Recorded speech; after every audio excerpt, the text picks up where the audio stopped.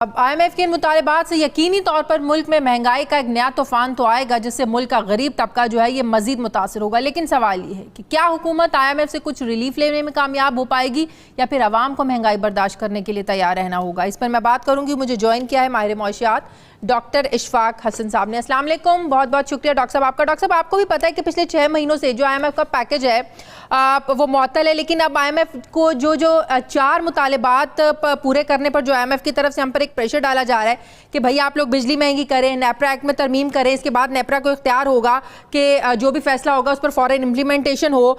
तीसरा, फिर state bank of Pakistan को मुकम्मल खुद मुख्तारी देने की जो बात की जा रही है, इस पर भी मैं आपसे डिटेल में बात करूंगी। फिर चौथा ये कि रेवेन्यू बढ़ाया जाए।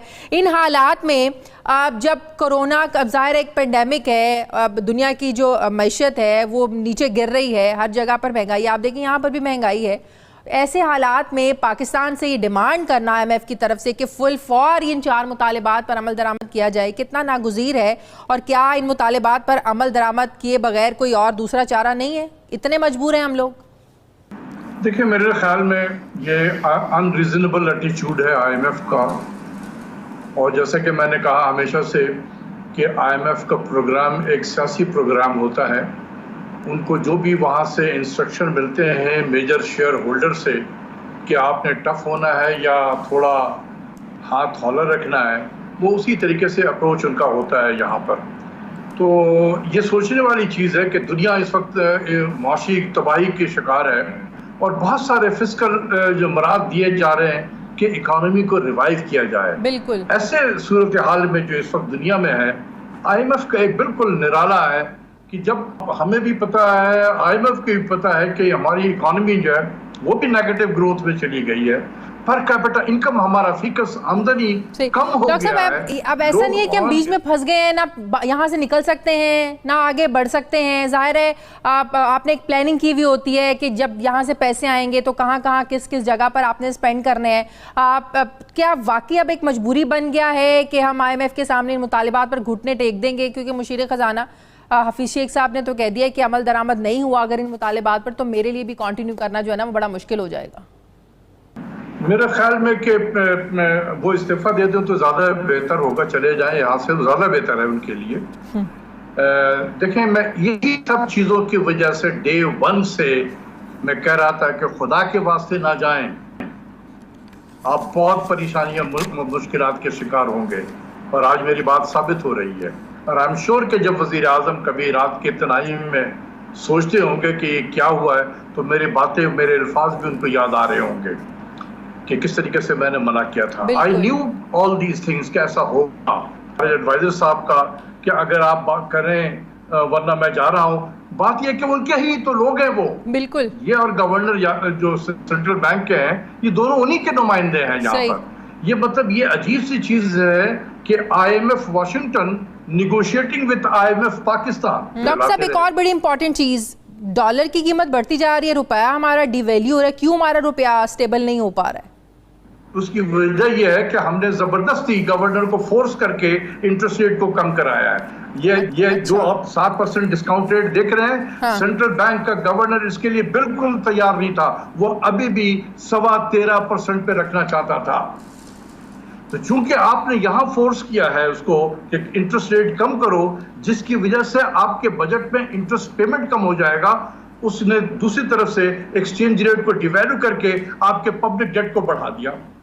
With same interest rate you will have more interest payment.